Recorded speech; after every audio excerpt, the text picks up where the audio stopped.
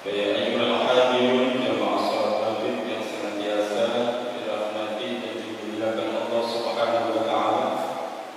Kehadirannya kita bersyukur dan bersyukur kehadiran Allah yang senantiasa menggerakkan jiwa dan raga kita sehingga kita sama-sama bisa melaksanakan rangkaian salat maghrib secara bersamaan.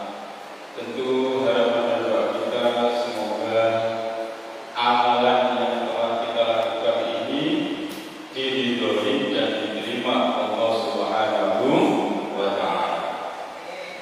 Salawat serta salam kita sampaikan kehadiran Nabi Muhammad sallallahu alaihi wasallam, juga kita sampaikan kepada keluarganya, para sahabatnya, para pengikutnya.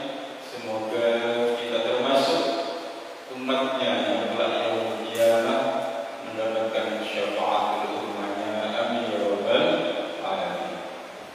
Para hadirin jemaah salat maghrib yang dirahmati Allah Subhanahu wa taala, kita lanjutkan pengajian kita, yaitu hadis tentang sabar, hadis yang terkait dengan yaitu keutamaan sabar.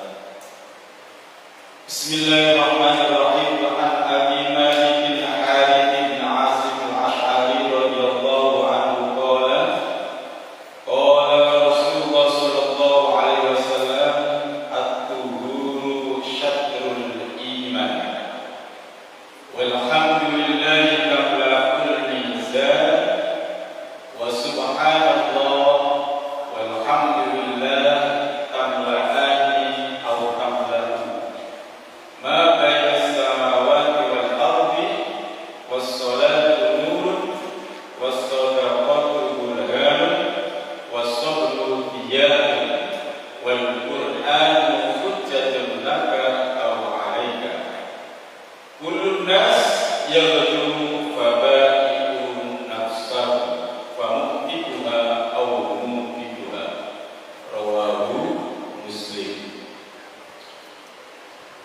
Wa Abi Malik al-Haris, dari Abu Malik al-Haris Ibnu Asim al-Ash'ari, dia berkata Rasulullah sallallahu alaihi wasallam telah bersabda, bersuci itu adalah separuh iman. Jadi separuh iman, bersuci.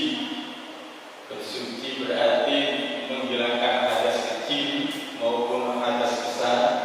Amalan bersuci itu termasuk separuh dari iman. Artinya kelipatan pahala bersuci itu bisa mencapai derajat pahala iman.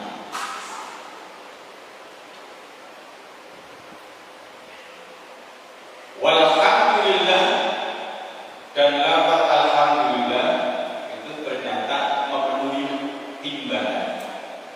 Jadi di akhirat nanti bacaan alhamdulillah kita itu alhamdulillah, alhamdulillah itu bisa memperberat timbangan di akhirat. Kalau di dunia nggak kelihatan. Subhanallah walhamdulillah, sementara kalimat subhanallah walhamdulillah, kalau alhamdulillahnya saja itu bisa memperberat timbangan. Kalau subhanallah walhamdulillah itu memenuhi apa yang di bumi dan di langit. Kalau isinya bumi, ini kan ada apa, penampakan daratan, ada penampakan lautan, ada penampakan gunung, belum lagi penampakan buatan, bandara, sekolahan, itu semua penampakan. Itu kalau pahala membaca subhanallah walhamdulillah diperlihatkan oleh Allah di alam dunia ini, itu semua kalah.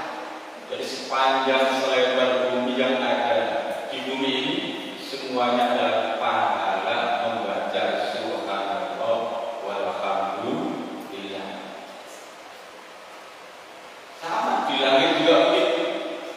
seluas dan selebar langit yang seluas itu, kalau ditampakkan membaca subhanallah walhamdulillah, pahalanya itu seluas itu, sebanyak itu. Makanya sangat disayangkan kalau kita sehari-harinya tidak memikirkan kalimat subhanallah walhamdulillah. Karena keduanya itu di antara langit dan bumi.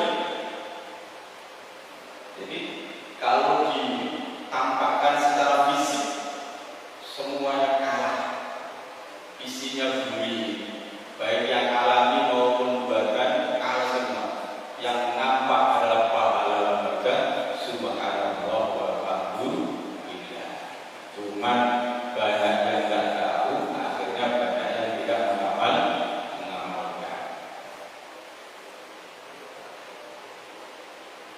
Sedangkan sholat adalah cahaya, sedekah adalah bukti, sabar adalah pelita, Al-Quran adalah hujjah bagimu atau atasmu. Semua orang yang berangkat pagi menjual dirinya, maka dia memerdekakannya atau menghancurkannya. Ini hadis riwayat Muslim. Dari hadis tadi, faedah yang bisa kita ambil yang pertama adalah tentang keutamaan berwudu atau wudu syatrul iman. Jadi keutamaan wudu itu kan luar biasa. Jadi wudu bisa menyebabkan segala amal kita, amal sholat, baik sholat sunnah maupun wajib, semuanya sah berkat karena kita mengamalkan amalan wudu. Makanya setiap amalan itu tidak lepas dari syarat sama rukun tambah sunnah.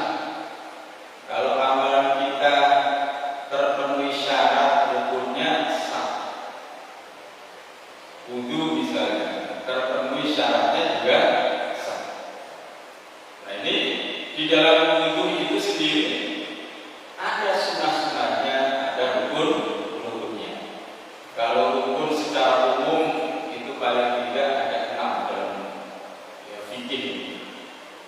Kalau wudu itu berarti, tapi kalau kita mengaji pada ayat Al-Quran surat Al-Ma'idah itu ya yang pokok-pokok saja. Ya ayyuhalladzina amanu idza qumtum ilas sholati faghsilu wujuhakum wa aydiyakum ilal marafiq wamsahu bi ru'usikum wa arjulakum ilal ka'bayn. Jadi kalau berdasarkan ayat tadi surat Al-Maidah, wudu itu apa? Rukunnya apa? Yang pertama adalah apa? Faghsilu wujuhakum, membasuh muka. Tuh, membasuh muka. Faghsilu wujuhakum. Kemudian waghsilu aydiyakum wamsahu bi ru'usikum. Yang kedua adalah tangan sampai kedua siku. Itu rukun. Wamsahu, mengusap. Jadi kalau kepala itu bahasanya mengusap, bukan membasuh. Wamsahu bi ru'usikum wa arjulakum, dan kaki. Ilal ka'bayn, sampai mata kaki. Itu kalau berdasarkan Al-Quran. Hanya berapa ya? Basuh muka, tangan, mengusap sampai ke kepala, sama kaki. Ada 4.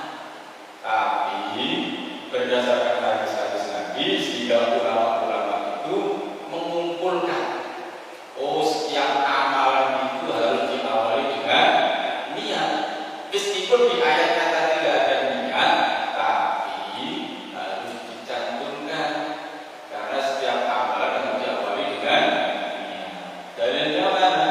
Ya innamal a'malu binniyat. Maka rukun wudu masuklah niat, meskipun di Al-Quran tidak ada, tapi di fikih disebutkan. Dari mana ulama bisa mencantumkan? Ya dari hadis-hadis Nabi. Atas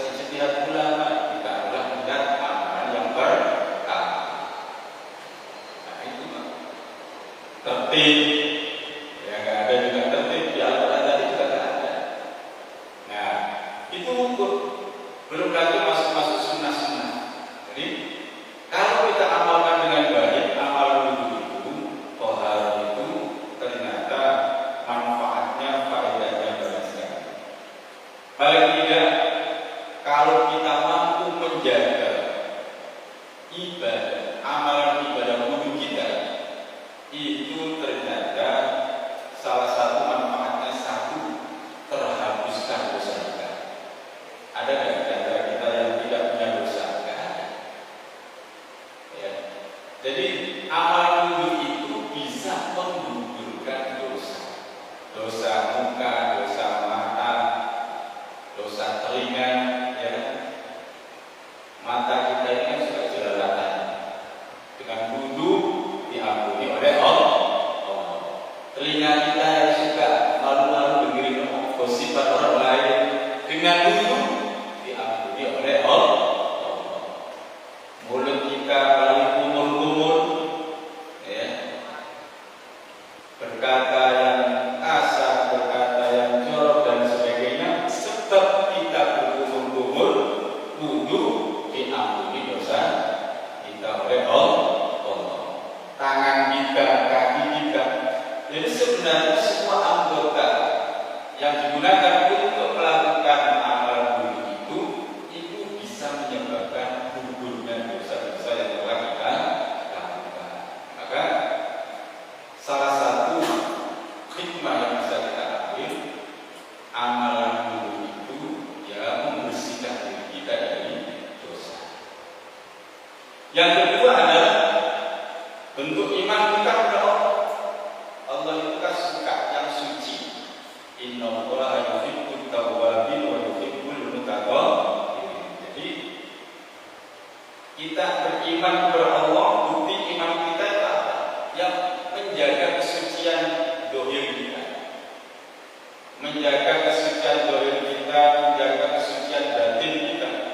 Zahir kita jaga dari najis, baik najis yang nampak, berarti najis ada 3 ya. Ada mughallaqah, ada mutawasito, ada mukhaffafah, ada najis yang berat, ya kan? Ada yang najis sedang, ada yang najis ringan. Ini semua harus kita jaga. Ya, itu kan hadas kecil. Ada hadas besar. Hadas besar itu nggak kelihatan, tapi ya, hadas besar ini juga harus kita jaga. Dengan menjaga hadas kecil maupun hadas besar, berarti kita menjaga keimanan kita kepada Allah Subhanahu wa Ta'ala. Karena disebutkan dalam hadis, al-wudhu syatrul iman. Jadi wudhu itu separuh daripada keimanan. Meskipun kadar keimanan itu ya tidak separuh-separuh apa, tapi sekadarnya. Coba kalau kita punya wudhu, jadi keimanan kita semakin terjaga. Mau melakukan kemaksiatan tiba-tiba terhenti, mau melakukan apa saja yang sifatnya dilarang oleh Allah karena punya wudhu, paling enggak ini menjadi apa? Pengering, tidak jadi melakukan kemaksiatan kemungkaran. Karena apa? Karena amalan wudhu.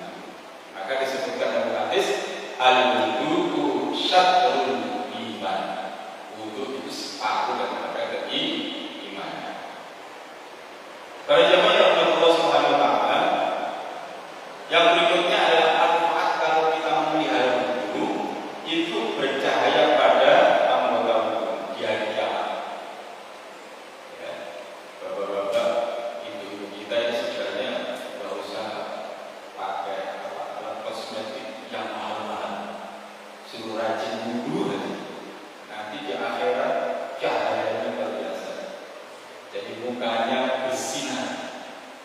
Nah di dunia juga kalau wudhunya terjaga, ya otomatis karena sering dengan air, ya kan, terjaga, maka juga akan kinclong secara alami, bukan kinclong secara buatan.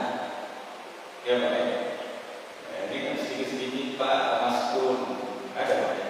Sedikit-sedikit kepada Maskun, ya kan? Tapi kalau dijaga wudhunya saja, insya Allah, ya, keindahannya secara alami akan nampak.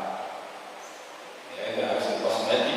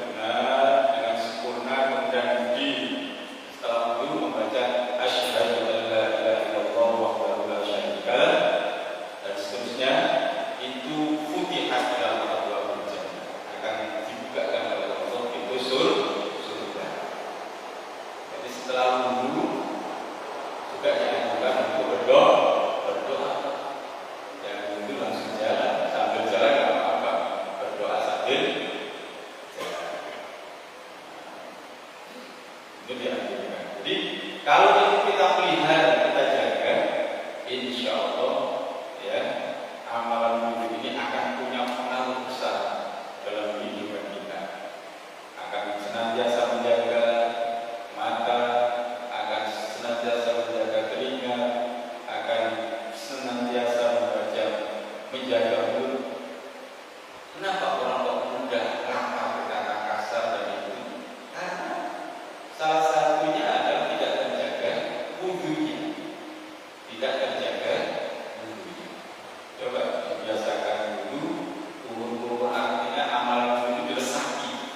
Oh berarti kalau mau berkumur-kumur, ini kita menjaga lisan kita agar tidak mudah ngomong yang tidak mudah melumping gosipin orang lain.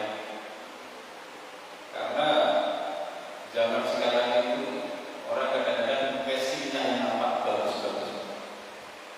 Jadi nggak bapak-bapak, nggak ibu-ibu, kalau sudah ngobrol satu klubnya, itu kadang-kadang yang ngomongin ya itu dia bicara, mau bisa mempengaruhi ngomongin orang lain. Begitu dia pergi, diomongin lagi sama temannya pukul lagi. Jadi apa? Tanpa kamuflasenya kehidupan kita sekarang. Ini enggak bapak-bapak, enggak ibu. Jadi kalau bapak-bapak biasanya ngumpul, mencari orang lain, provokator tadi, pura-pura izin pergi, dia diomongin sama dia. Jangan begitu banyak sekali. Maka salah satu yang bisa menyadarkan kita adalah amalan wudhu. Kita harus jaga wudhu itu dengan cara wudhu itu mudah-mudahan ya terhindar, paling tidak mengurangi. Gak bisa menghilangkan 100%, tapi tidak paling tidak mengurangi. Yang kedua, hadis tadi itu yang bisa kita ambil faedah adalah amal perbuatan itu mempunyai yaitu berat timbangan. Tadi saya sampaikan bahwa membaca alhamdulillah itu di akhirat itu memperberat timbangan. Ya, memperberat kan kelihatannya tidak punya makna apa, alhamdulillah. Tapi di akhirat itu akan mempunyai makna bisa memperberat timbangan. Apalagi tadi membaca subhanallah walhamdulillah, subhanallah walhamdulillah, subhanallah walhamdulillah, itu juga bagian daripada kalimat-kalimat zikir yang bisa memberatkan timbangan kita di yaumul qiyamah. Para jemaah yang dirahmati Allah Subhanahu wa taala, zikir subhanallah wa bihamdi subhanallahil azim, subhanallah wa bihamdi subhanallahil azim, ketika kita baca 100 kali dalam sehari, itu ternyata disebutkan dalam hadis, barang siapa yang membaca subhanallah wa bihamdi subhanallahil azim 100 kali sehari, maka dosa kita kalau seluas, kalau kita pergi ke laut, itu ada apa ya? Bui. Ada bui yang putih-putih. Seluas itu, sebanyak itu diampuni oleh Allah Subhanahu wa taala. Gara-gara membaca subhanallah wa bihamdi subhanallahil azim. Maka perlu kita pikirkan. Jadi manfaat membaca subhanallah wa bihamdi subhanallahil azim. Subhanallah wa bihamdi subhanallahil azim. Salah satu hikmahnya adalah memperberat timbangan di akhirat. Yang kedua adalah sebaik-baik ucapan kepada Allah. Karena apa? Karena kita memuji, mengakui keagungan Allah, kagum akan ciptaan Allah, maka kita mengucapkan subhanallah wa bihamdi subhanallahil azim. Itu kita baca karena itu adalah termasuk kalimat-kalimat yang sebaik-baik kalimat yang diucapkan kepada Allah Subhanahu wa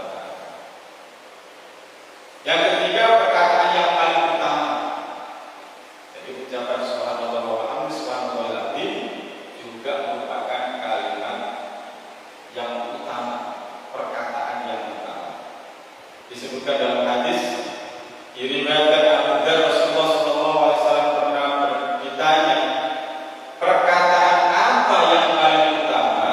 Nabi menjawab, yang dipilih oleh Allah bagi para malaikat dan hamba-hambanya adalah subhanallah wa bihamdi subhanallahil azim. Jangan sampai ketinggalan. Hikmahnya keutamaan berikutnya adalah subhanallah wa bihamdi subhanallahil azim. Dosanya diampuni sebanyak bumi di lautan. Coba. Jadi bumi lautan itu kan luas sekali, dan sepanjang seluas lautan itu ada buminya, dan dosa kita sebanyak itu diampuni oleh Allah Subhanahu wa Ta'ala. Kemudian yang berikutnya adalah memperoleh banyak kebaikan. Kalau kita sering membaca subhanallah wa bihamdi subhanallahil azim, yakin dan percaya Allah akan mengirim banyak hal tentang kebaikan kepada si pembacanya.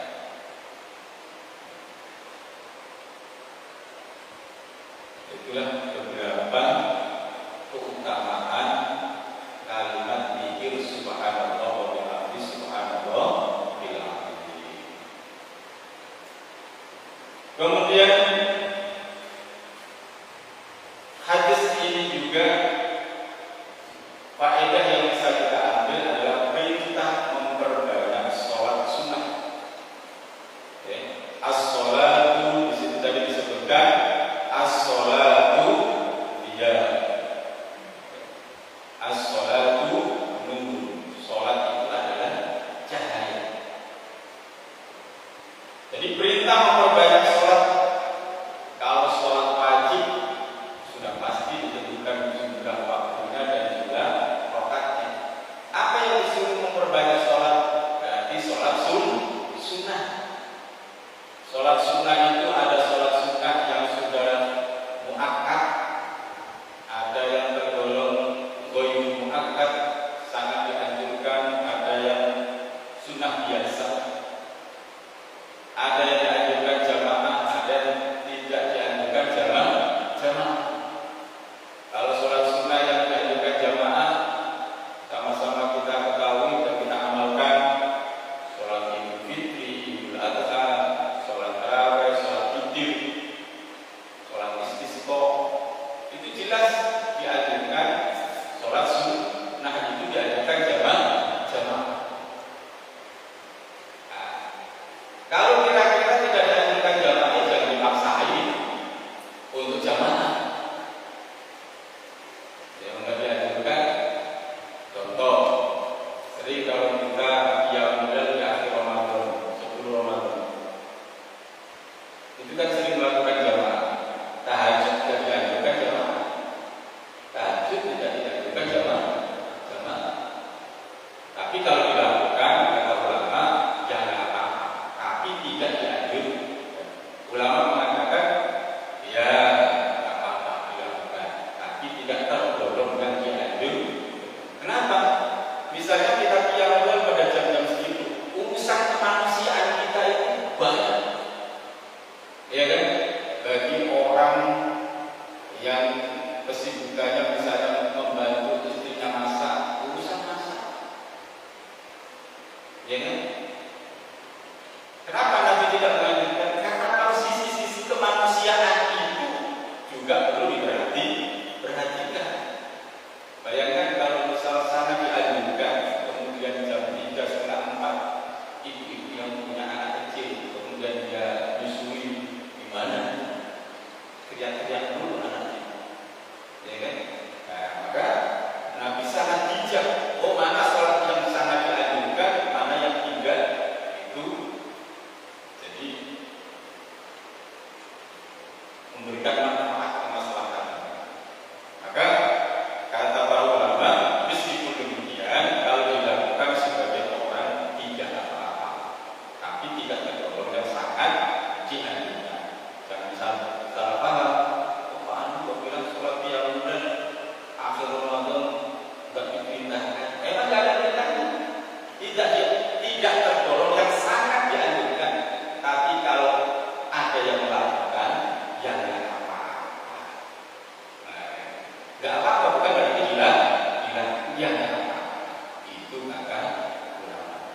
Suatu saat Nabi Muhammad SAW itu dipanggil, diminta oleh salah satu sahabat. Si sahabat ini ingin dapat berkahnya Nabi sholat di rumahnya si sahabat ini. Akhirnya dipanggil. Si sahabat ini pergi ke rumah Nabi, minta, ya Nabi, tolong main ke rumah saya. Setelah nyampe di rumah, ternyata Nabi sholat duha. Nabi sholat duha, kemudian nggak tahunya anaknya ikut jadi jamaah. Ya. Nabi tidak memerintahkan, tidak melarang, tapi diam. Ada sholat duha tapi diikuti. Nanti kalau diikuti jadi apa? Makmum kan? Berarti jamaah diikuti. Ya Nabi diam aja. Hadis itu, amal Nabi itu ada 3. Ada yang bersumber dari perbuatan, ada yang bersumber dari ucapan, ada diamnya Nabi itu jatuh menjadi hukum, menjadi sumber hukum. Nah, pada saat sholat duha, suatu saat ternyata Nabi diikuti oleh anaknya si sahabat tadi, ikut sholat. Nabi diam aja, tidak nyuruh. Kalau nyuruh maka akan jadi wajib, tapi tidak, didiamin aja. Ya, maka termasuk 3 yang sangat dianjurkan. Berarti sholat duha kalau ada yang melakukan secara jamaah, ya nggak apa-apa. Buktinya Nabi pada saat hidup kemudian sholat duha diikuti salah satu keluarganya, sahabat, nggak apa-apa. Berarti juga boleh dibolehkan. Para jamaah yang berdoa Allah Subhanahu Wa Taala, ini maka memperbanyak sholat. Makanya sholat itu kan ada sholat mutlak. Kalau sholat mutlak itu berarti sholat-sholat yang tidak terikat oleh waktu. Ya, sholat mutlak namanya. Makanya dianjurkan memperbanyak sholat sunnah. Kalau sholat wajib sudah paten waktu dan sudah paten. Para jemaah yang berdoa Allah Subhanahu Wa Taala, faedah yang berikutnya yang bisa kita ambil pelajaran dari hadis tadi adalah yaitu mengenai keutamaan bersikap sabar. Wasabru disebutkan dalam hadis tadi, wasabru diyalatu. Sebelumnya as-sabru diyalun ada was-sadaqatu burhanun. Ya, sedekah itu adalah menjadi bukti. Bukti bagi siapa? Ya, bukti bagi orang yang diberikan rezeki oleh Allah, yang dimanfaatkan untuk zakat, untuk sedekah, itu adalah bukti ya diberikan kepada orang yang menerimanya. Para jemaah yang dirahmati Allah Subhanahu Wa Taala, faedah yang berikutnya adalah faedah memperbanyak membaca Al-Quran. Faedah yang ketujuh hadis ini, memperbanyak membaca Al-Quran. Membaca Al-Quran bagi orang beriman itu diperumpamakan seperti 2 hujan. Jadi kalau kita beriman membaca Al-Quran itu diumpamakan 2 hujan. 2 akan baunya harum, kemudian rasanya juga manis. Itu kalau orang beriman membaca Al-Quran. Ada orang yang beriman tidak mau membaca Al-Quran, perumpamaannya seperti 2 kurma. Kurma manis nggak? Manis, tapi harum nggak? Enggak. Jadi 2 kurma itu nggak ada bau harum-harumnya, tapi begitu dimakan manis, masih lentir. Orang beriman nggak membaca Al-Quran masih dapat manisnya, nggak dapat harumnya. Tapi kalau orang beriman membaca Al-Quran, ya dapat bau harumnya, dapat manisnya. Makanya ya kita usahakan membaca Al-Quran sebentar maupun separuh yang kita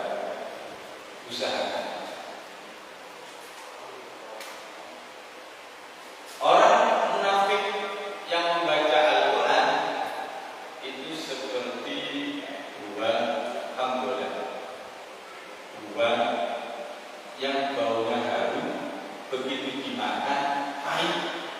Nah, itu orang munafik. Kalau membaca Al-Quran, orang munafik baca Al-Quran baunya harum, tapi begitu dimakan pahit rasanya. Orang munafik yang nggak membaca Al-Quran itu diumpamakan seperti baunya sudah nggak harum, dimakan juga pahit. Nah, itu perumpamaan orang munafik yang tidak membaca Al-Quran.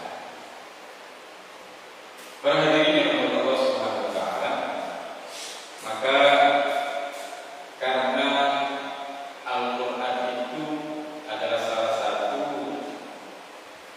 sebab bisa menyebabkan kita mendapat hidayah Allah, petunjuk Allah, maka perlu ya kita mewajibkan diri kita untuk membaca. Karena itu akan menjadi sebab kita mendapatkan hidayah, petunjuk dari Allah Subhanahu wa taala. Nah, faedah yang terakhir dalam hadis ini yaitu disebutkan kullun nas yaqtu fabai'un nafsahu fa uhibuha aw uhibuha. Jadi setiap pagi manusia itu akan memenuhi hajatnya, keperluannya. Pagi-pagi berangkat fabai'un nafsu, ada yang menjual dirinya untuk ibadah kepada Allah. Ada yang mempertaruhkan dirinya untuk mengikuti hawa nafsu. Ya. Jadi ada yang menjual dirinya maka dia merdekakan atau menghancurkannya. Artinya apa? Aktivitas manusia itu setiap pagi pasti ada yang mulai dengan kegiatan yang baik-baik, berangkat kerja, kemudian ibadah, ya, kemudian mencari maisha untuk keluarga, itu kan ibadah.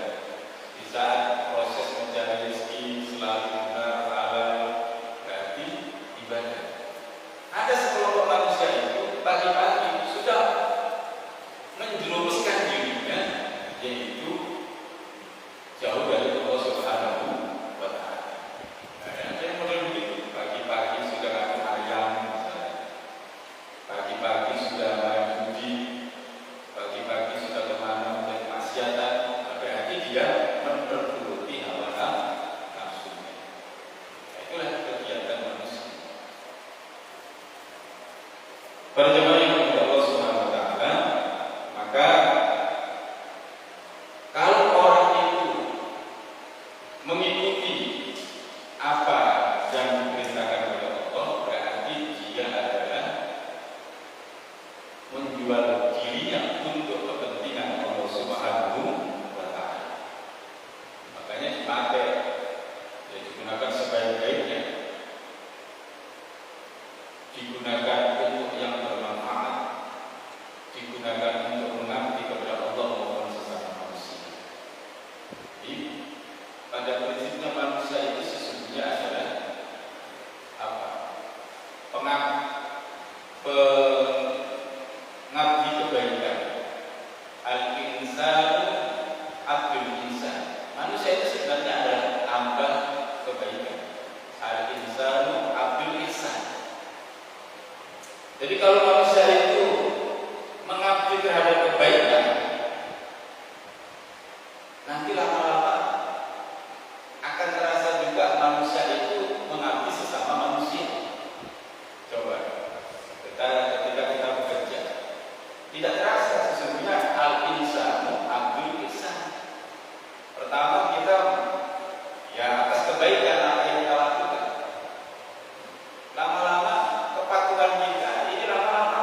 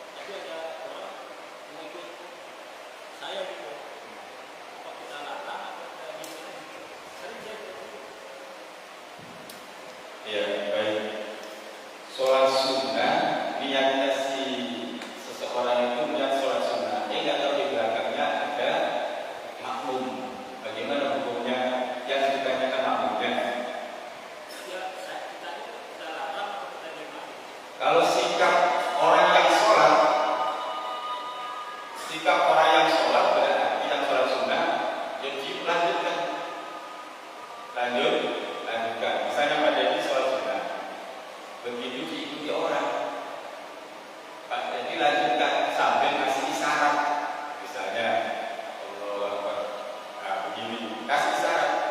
Kalau nggak paham juga, ya biarin aja. Jadi kasih isyarat. Nah, itu posisi Pak Dedi sebagai yang menjadi imam. Bagaimana posisi makmum tadi? Apakah sah? Ya nggak sah. Karena sholat sunnah diikuti oleh wajib. Tinggian mana itu? Tinggian wajib. Maka nggak punya nilai jamaah. Satu, karena sudah ngasih tahu dengan cara isyarat. Gitu bagaimana? Ya. Yang lain?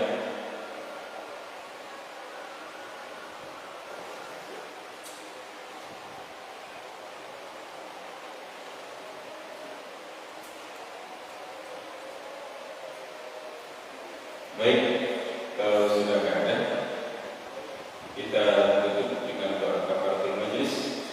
Subhanallahumma wa bihamdik, asyhadu an la ilaha illa anta, astaghfiruka wa atubu ilaik. Assalamualaikum warahmatullahi wabarakatuh. Bagi kajian pada yang memaparkan ulama, Kamatis mengatakan tentang untuk kita bersabar dan bertaman-taman dalam kalimat berbahagia yang disampaikan. Mudah-mudahan apa yang disampaikan oleh Bapak Ustaz bisa mendapatkan ilmu kita dan kita bisa melaksanakan dalam kehidupan kita sehari-hari. Mungkin itu aja.